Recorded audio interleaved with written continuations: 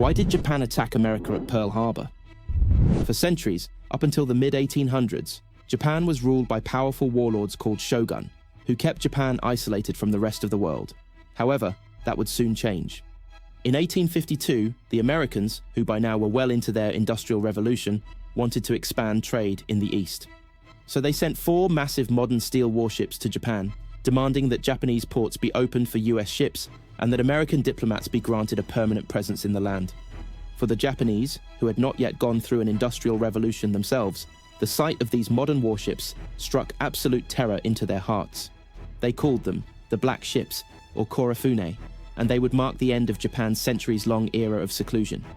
With the Americans threatening hostilities if the terms were not accepted, Japan had no choice but to agree or face devastation, as there was no way they could defeat such advanced technology. As a result of this sense of helplessness, Japan embarked on a massive campaign to study America and the West, in hopes of uncovering for themselves what made them so advanced and powerful, so they too could become strong and avoid another similar event. Starting in the 1860s, the Japanese began sending students to the West to study Western ways of life, including science, medicine, and law. This resulted in an era of new Japanese reformers, poised to launch Japan into their own industrial age. In 1868, the shogun, whose stature took a major blow after the inability to deal with the Black Ships, was overthrown.